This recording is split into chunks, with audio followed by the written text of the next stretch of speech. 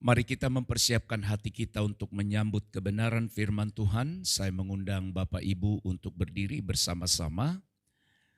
Kita akan memuji Tuhan dengan berkata, Roh-Mu yang hidup, penuhilah aku. Kita akan masuk di dalam doa untuk menyambut firman hari ini. Haleluya, haleluya. Terima kasih, Roh-Mu yang hidup penuhiku, mengalir dalamku. Jiwaku tenang bersamamu, dalam naunganmu. Ku buka hati untuk jamahanmu, berserah penuh di hadiratmu. Kau ambil alih seluruh hidupku di altarmu, menyembahmu. Ku buka hati untuk jamahanmu, berserah penuh di hadiratmu. Kau ambil alih seluruh hidupku di altarmu, menyembahmu di altarmu, menyembahmu.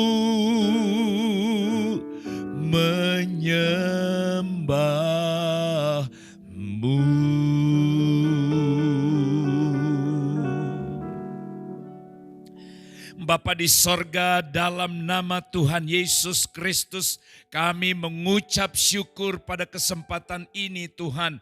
Oleh kasih dan anugerah-Mu, kami masih diberi kesempatan untuk beribadah kepada Tuhan. Kesempatan untuk memuji Tuhan. Bahkan juga kesempatan untuk mendengarkan firman-Mu. Bapa di sorga, sekarang kami buka hati kami untuk kebenaran firman-Mu. Kami buka hidup kami sepenuhnya dan berserah penuh kepada Tuhan. Berbicaralah, ubahlah, bentuklah setiap pribadi kami seturut dengan firman-Mu. Pengurapan dari sorga turun atas hamba-Mu yang menyampaikan dan juga atas seluruh umat-Mu yang mendengarkan firman ini. Dalam nama Tuhan Yesus kami berdoa, kami mengucap syukur, kami sambut firman-Mu. Haleluya, amin. Silakan duduk Bapak Ibu, saudara-saudaraku yang terkasih di dalam Tuhan. Kita sangat bersyukur hari ini bahwa oleh anugerahnya kita masih diberi kesempatan oleh Tuhan untuk beribadah, untuk memuji dan memuliakan Tuhan. Nah Bapak Ibu saudara-saudara yang terkasih dalam Tuhan, hari ini tema firman Tuhan adalah manfaat buah roh dalam kehidupan orang percaya. Manfaat buah roh, yaitu Roh Kudus dalam kehidupan orang percaya. Nah Bapak Ibu saudara-saudaraku yang terkasih di dalam Tuhan, Alkitab berkata bahwa kita hanya bisa melakukan apa yang Bapa Tuhan inginkan dalam hidup kita oleh karena Roh Kudus memenuhi kita. Oleh karena Roh Allah ada pada kita. Nah oleh sebab itu saudara-saudaraku yang terkasih dalam Tuhan, melalui kebenaran firman Tuhan pada hari ini saudara-saudara, maka setiap saudara yang mendengarkan firman ini diharapkan supaya kita sadar atau menyadari bahwa Tuhan menghendaki buah roh dihasilkan dari kehidupan kita, dari kehidupan orang percaya. Tuhan menghendaki buah roh itu ada pada kita, nampak di dalam kehidupan kita. Dan juga saudara-saudara, melalui kebenaran firman hari ini, setiap kita, saudara dan saya, diharapkan untuk memiliki kemampuan untuk mengalahkan keinginan daging. Oleh karena kita berkata, keinginan daging bertentangan dengan keinginan roh. Dan ketiga yang selanjutnya, saudara-saudara, setiap kita juga diharapkan untuk mendapatkan, memahami manfaat, memahami peran yang dihasilkan oleh buah roh di dalam kehidupan kita. Pembacaan firman hari ini dari Galatia pasal yang kelima, ayat yang ke-16 sampai 26. Galatia pasal yang kelima ayat 16 sampai 26, demikian firman Tuhan. Maksudku ialah, hiduplah oleh roh, maka kamu tidak akan menuruti keinginan daging. Sebab keinginan daging berlawanan dengan keinginan roh. Dan keinginan roh berlawanan dengan keinginan daging. Karena keduanya bertentangan. Sehingga kamu setiap kali untuk melakukan apa yang kamu kehendaki. Akan tetapi, jikalau kamu memberi dirimu dipimpin oleh roh, maka kamu tidak hidup di bawah hukum Taurat. Perbuatan daging telah nyata, yaitu percabulan, kecemaran, hawa nafsu, penyembahan berhala, sihir, perseteruan, perselisihan, iri hati, amarah, kepentingan diri sendiri, percideraan, roh pemecah, kedengkian, kemabukan, pesta pora, dan sebagainya. Terhadap semuanya itu kuperingatkan kamu, seperti yang telah kubuat dahulu, bahwa barang siapa melakukan hal-hal yang demikian, ia tidak akan mendapat bagian dalam kerajaan Allah. Tetapi buah roh ialah kasih, sukacita, damai sejahtera, kesabaran, kemurahan, kebaikan, kesetiaan, kelemah lembutan, penguasaan diri. Tidak ada hukum yang menentang hal-hal itu. Barang siapa menjadi milik Kristus Yesus, ia telah menyalibkan daging dengan segala hawa nafsu dan keinginannya. Jikalau kita hidup oleh roh, baiklah hidup kita juga dipimpin oleh roh. Dan janganlah kita gila hormat. Janganlah kita saling menantang dan saling mendengki. Amin. Bapak dan Ibu, saudara-saudaraku yang terkasih dalam Tuhan, kita tahu bersama-sama dan kita percaya bahwa Tuhan Yesus telah mati disalibkan. Dia juga dibangkitkan dan naik ke sorga. Tetapi saudara-saudara, itu bukan hanya supaya orang percaya menerima keselamatan atau menerima karunia keselamatan dan penebusan dari dosa saja. Bukan hanya bertujuan untuk itu. Sekali lagi, kematian Kristus, kebangkitannya, kenaikannya ke sorga tidak hanya bertujuan supaya saudara dan saya menerima karunia keselamatan dan penebusan dari dosa. Bukan hanya itu. Melainkan juga lewat karya Kristus telah membuka jalan agar kuasa Roh Kudus dapat menyertai setiap orang yang percaya kepadanya. Pada bulan ini, pada bulan Mei, kita akan memperingati hari kenaikan Yesus ke sorga. Dan Alkitab berkata dia naik ke sorga, maka dia akan mengutus seorang penolong penghibur bagi kita, yaitu Roh Kudus. Dialah yang akan memimpin, menuntun dan menyertai langkah kehidupan kita. Maka saudara-saudara, pertanyaan penting hari ini adalah apa saja peranan atau manfaat buah Roh Kudus dalam kehidupan orang percaya. Kalau buah Roh Kudus ada pada kita, kalau kuasa Roh Kudus ada pada kita, maka Roh Kudus itulah yang akan memampukan kita untuk menjalani kehidupan yang lebih baik, kehidupan yang lebih berkenan di hadapan Tuhan. Melalui pembacaan firman hari ini ada 3 kebenaran untuk kita renungkan bersama.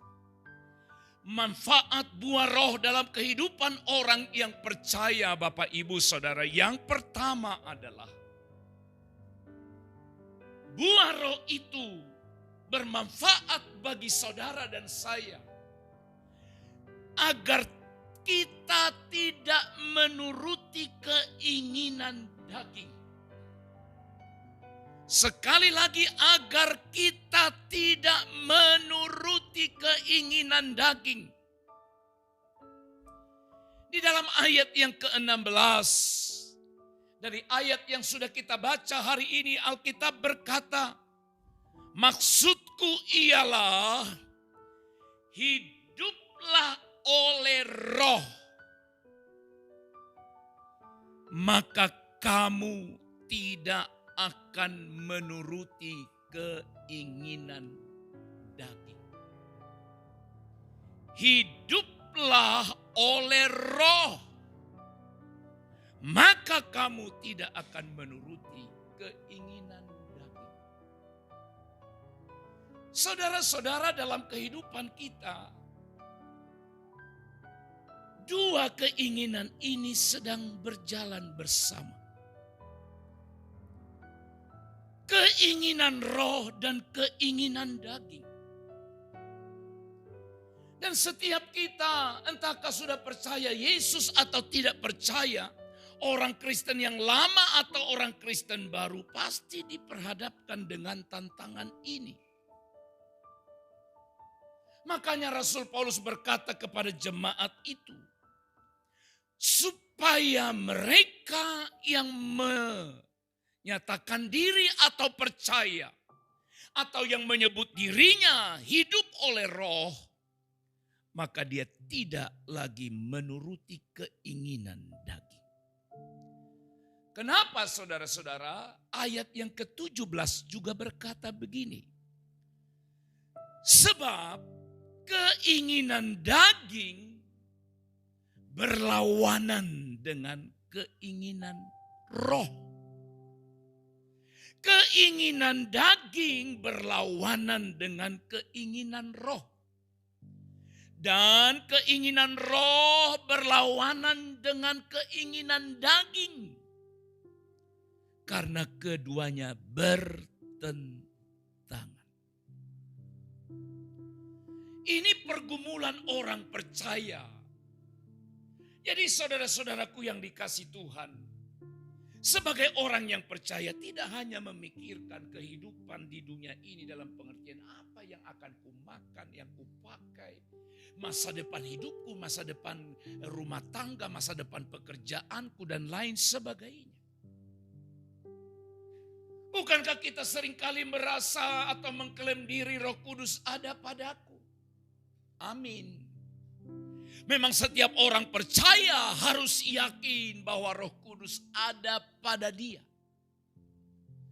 Tapi keyakinan itu juga saudara-saudara harus menuntun kita, memampukan kita agar kita tidak lagi saudara-saudara hidup menurut keinginan daging.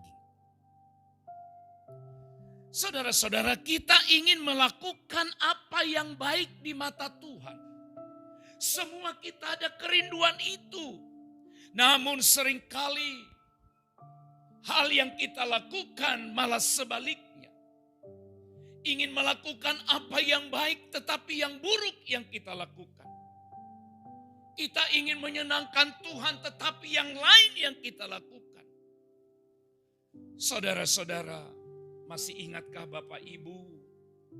Ketika Yesus bergumul di Taman Getsemani, dia membawa murid-muridnya untuk berdoa bersama dengan dia di sana. Tetapi apa yang terjadi, Alkitab berkata Yesus berdoa. Tetapi murid itu tertidur, mereka mengantuk. Lalu Yesus berkata, roh memang penurut, tetapi daging lemah. Roh memang penurut, tetapi daging lemah. Keinginan kita ingin beribadah, keinginan kita ingin menyembah, keinginan kita ingin berdoa, keinginan kita ingin membaca Alkitab. Tetapi seringkali kita berkata, aku tidak bisa. Kenapa, saudara-saudara? Harus sadari bahwa keinginan daging itu bertentangan dengan keinginan roh dalam hidup kita. Lalu kalau demikian halnya, apa yang harus kita lakukan, saudara? Apa yang harus kita lakukan? Orang Kristen sejati itu dia harus berjuang, bergumul. Dan berkata, kerinduanku adalah menyenangkan hati. Maka untuk kita sampai kepada hal itu, kita yang percaya bergantung pada kuasa Roh Kudus. Mulai sekarang, kuasai dan fokuskanlah pikiran kita. Fokuskanlah mata hati kita, mata rohani kita. Untuk memandang kepada Tuhan. Untuk mendengar perkataannya. Bukan dialihkan kepada dunia ini, saudara-saudara. Fokus pikiran, fokus perhatian kita pada Tuhan. Dalam Roma pasal 8 ayat yang kelima, saudara-saudara, Alkitab berkata, sebab mereka yang hidup menurut daging. Sekali lagi, sebab mereka yang hidup menurut daging memikirkan hal-hal yang dari daging. Mereka yang hidup menurut roh memikirkan hal-hal dari roh. Saudara-saudara, sadarkah saudara hari ini? Sadarkah kita sejauh ini hidup kita, cara kita beribadah, cara kita melayani Tuhan, mana yang mendominasi? Apakah roh Allah yang mendominasi kita atau daging? Mungkin saudara berkata, apakah kalau orang yang dikuasai oleh keinginan daging bisa melayani? Bisa. Apakah kalau seseorang yang dikuasai oleh keinginan daging bisa beribadah, datang ke gereja? Bisa. Nah, saudara-saudara, tapi akan jauh berbeda. Orang yang beribadah, orang yang melayani dipimpin oleh roh, maka dia hanya melakukan ibadah dan pelayanan itu dengan satu tujuan, agar Bapa dipermuliakan. Tapi kalau sebaliknya, orang beribadah, orang melayani, memiliki motivasi lain, memiliki hal-hal yang bertentangan dengan kehendak Allah. Oleh karena itu Bapak Ibu Saudara, betapa pentingnya Roh Kudus, buah Roh Kudus menguasai hidup kita. Supaya kita tidak lagi menuruti keinginan Dan ini sebuah perjuangan serius. Tidak terjadi dengan sendirinya. Tapi butuh perjuangan, butuh pergumulan, butuh usaha, ketergantungan kita pada Tuhan. Hal yang kedua, manfaat buah roh dalam kehidupan orang percaya, saudara-saudara. Yang kedua, agar kita tidak lagi hidup di bawah hukum Taurat.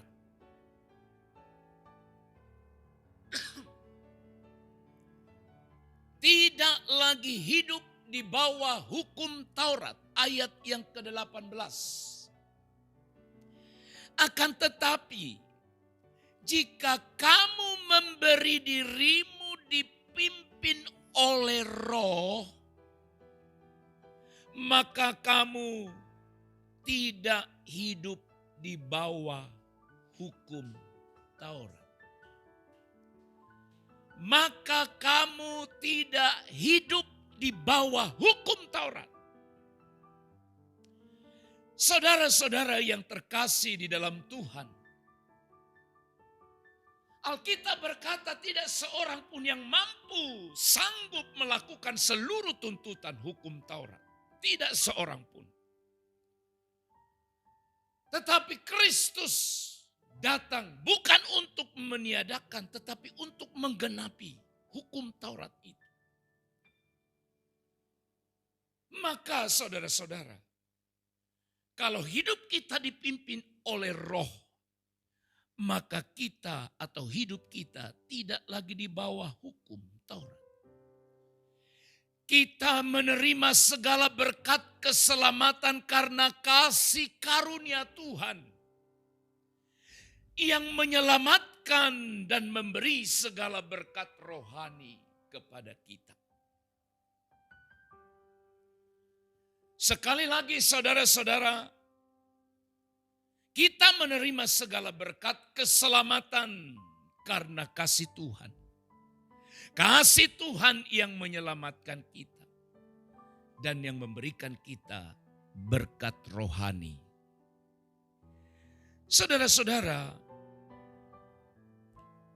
namun dalam pembacaan ini, jemaat di Galatia pada saat itu meninggalkan Injil kasih karunia yang diterima dengan berbalik dari kehidupan yang menghasilkan buah-buah roh kepada hal yang membuat mereka berada dalam belenggu hukum Taurat.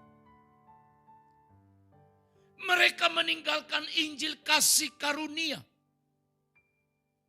Mereka berbalik dari kehidupan yang menghasilkan buah-buah roh kepada hal yang membuat mereka berada dalam belenggu hukum Taurat.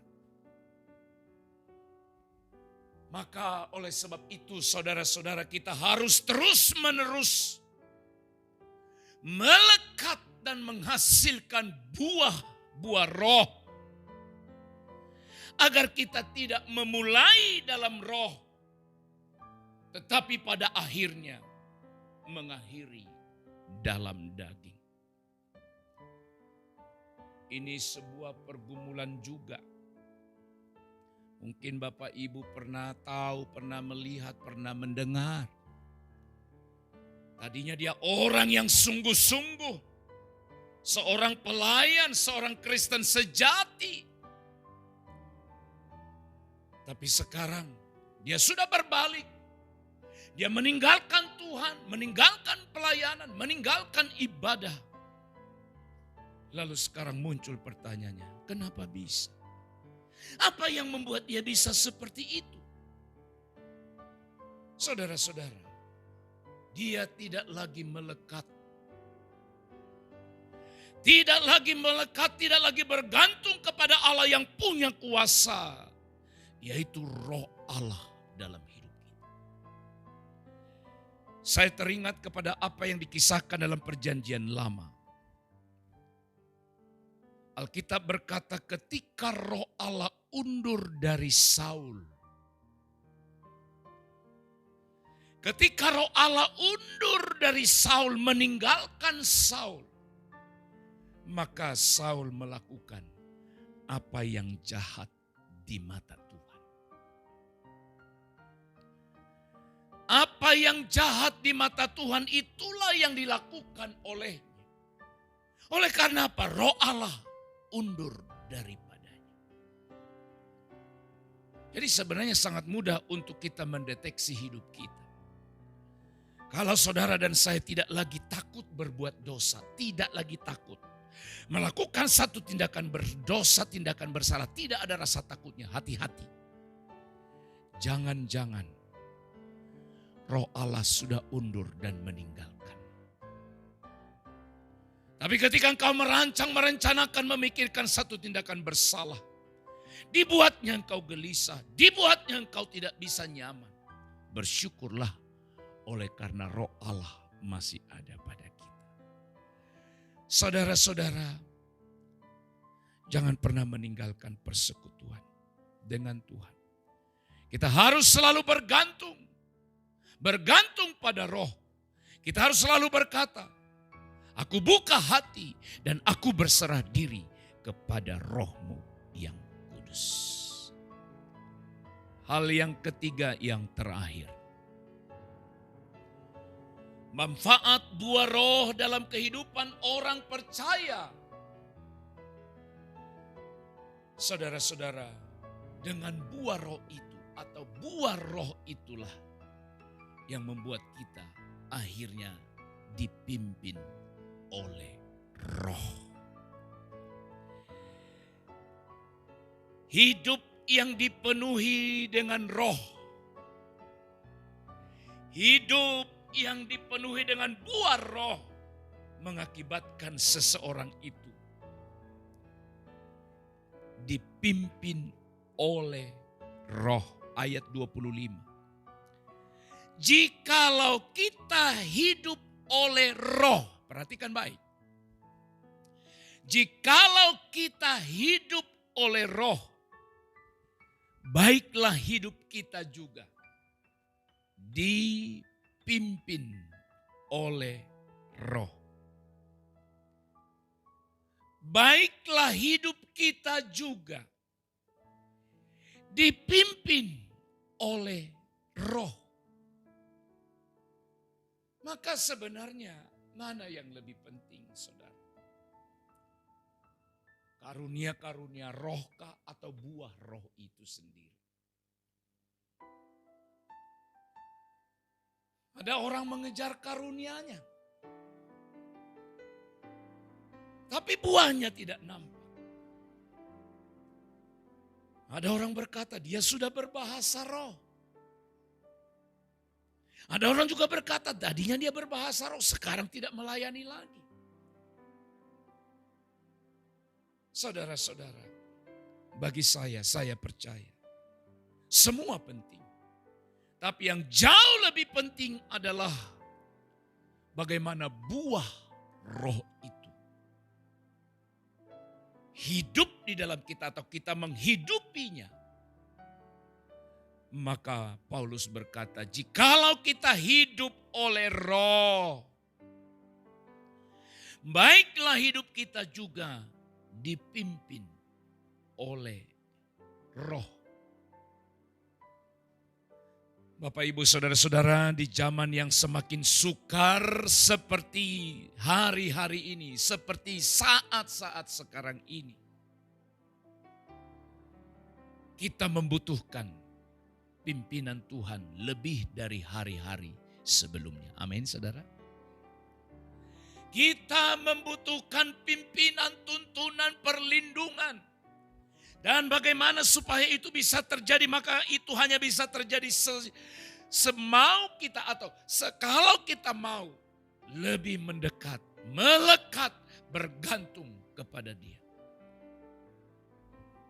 Kita berkata, aku tidak bisa hidup tanpa Roh. Saudaraku yang dikasihi Tuhan, kita butuh pimpinan Tuhan lebih. karena kita sedang ada di masa-masa yang sukar. Dengan adanya masa yang sulit, masa yang sukar, memungkinkan seseorang bisa tinggalkan Tuhan. Dengan adanya masa yang sukar, memungkinkan seseorang tidak lagi beribadat, tidak lagi melayani Tuhan sama sekali. Itu sebabnya jangan ada yang sombong. Jangan ada orang yang merasa dirinya hebat. Tapi biar kita berkata, Tuhan, peganglah tangan. Saudara-saudara, ingat baik, Tuhan tidak akan memimpin kita. Tuhan tidak akan memimpin kita jika kita tetap hidup di dalam daging. Walau kita terus meminta Roh Kudus memimpin kita. Ingat baik-baik. Sekali lagi saya ulang. Tuhan tidak akan memimpin kita jika kita hidup terus. Jika kita hidup dalam kedagingan. Sekalipun kita berkata, pimpinlah aku dengan Roh. Kita harus tinggalkan, kita harus tanggalkan, kita harus lepaskan perbuatan-perbuatan daging kita. Dan perbuatan daging hanya bisa dilepas, ditanggalkan kalau kita bergantung pada Roh Kudus. Kolose pasal 3 ayat yang kelima berkata, saudara, karena itu matikanlah dalam dirimu segala sesuatu yang duniawi, yaitu percabulan, kenajisan, hawa nafsu, nafsu jahat, dan juga keserakahan yang sama dengan penyembahan berhala. Perhatikan kata matikan. Matikan itu berarti jangan sampai dia berkuasa. Jangan sampai dia ambil alih hidup kita. Jangan sampai dia mempengaruhi hati dan pikiran kita. Matikan. Tapi pertanyaannya, mudahkah mematikannya? Tidak. Kadang-kadang kita berkata, aku sayang. Aku masih sayang pada hal-hal yang duniawi. Karena memang hal-hal yang duniawi itu bisa menciptakan kenikmatan, kebahagiaan dalam diri kita. Walaupun hanya sesaat dan berakhir pada kebinasaan. Matikan. Juga dalam ayat yang ke-8 dari kitab Kolose pasal yang ke-3. Alkitab berkata, tetapi sekarang buanglah semuanya ini. Buang, yaitu marah, geram, kejahatan, fitnah, dan kata-kata kotor yang keluar dari mulut. Setiap kita harus berupaya membuang. Setiap kita harus berupaya mematikannya. Sangat keras, sangat tegas Alkitab berkata. Matikan. Buang. Apa yang harus kita matikan? Apa yang harus kita buang? Segala keinginan daging. Malah Paulus pernah berkata, jangan padamkan roh yang ada padamu. Jangan padamkan. Di ayat yang lain Alkitab berkata, tetapi biarlah rohmu menyala-nyala dan layanilah Tuhan. Bapak, Ibu, saudara-saudara. Seorang yang mengaku dirinya sebagai orang percaya. Orang yang mengaku dirinya anak Tuhan. Dia harus tetap bergantung dan melekat kepada Roh Kudus. Yesus naik ke sorga. Tetapi dia berkata, aku mengirim Aku mengutus seorang penolong, penghibur, yaitu Roh Kudus, yang menuntun kamu ke dalam segala kebenaran. Oleh sebab itu, saudara-saudaraku, kalau saudara tahu, kalau saudara dan saya sadar dan insyaf bahwa buah roh itu begitu bermanfaat dalam hidup kita, yaitu agar tidak menuruti keinginan daging, agar kita tidak hidup di bawah hukum Taurat, dan agar hidup kita dipimpin oleh roh. Maka tidak ada cara, tidak ada jalan lain selain kita berharap, bergantung sepenuhnya kepada Roh Kudus. Roh Kudus harus menjadi pribadi yang menjadi kesukaan bagi kita. Setiap hari kita harus berkata, ya Roh Kudus, pimpinlah, tuntunlah hidupku. Dan kita harus selalu berusaha untuk mematikan, membuang segala sesuatu yang membuat kedagingan kita muncul naik melebihi keinginan roh. Minta kepenuhan Roh Kudus. Minta jamahan Roh Kudus. Dan kita bersama-sama berkata, Roh-Mu yang kudus, penuhi aku. Roh-Mu yang kudus, jangan meninggalkan aku. Amin. Mari kita berdoa. Bapa, terima kasih untuk kebenaran firman-Mu yang sudah kami dengar bersama-sama. Kami rindu hidup kami berguna, bermanfaat seperti yang Engkau mau. Walaupun kami sadar jalannya tidak mudah. Kadangkala kami ingin melakukan yang benar, tapi yang jahat yang kami lakukan. Keinginan daging kami lebih menonjol daripada keinginan roh di dalam diri kami. Oleh sebab itu semua kami Tuhan, Engkau sudah mengingatkan lewat firman hari ini. Supaya kami merelakan diri kami dipenuhi, dipimpin oleh roh. Maka dengan pimpinan roh-Mu lah kami mampu tidak lagi hidup dalam daging.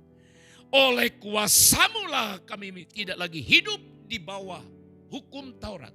Dan oleh kuasa-Mu itu jugalah akhirnya hidup kami dipimpin oleh roh. Sehingga seluruh gerak, seluruh aktivitas hidup kami seirama dengan keinginan-Mu. Diberkati umat-Mu, diberkati kami semua. Dalam nama Tuhan Yesus kami sudah berdoa dan mengucap syukur. Haleluya. Amin.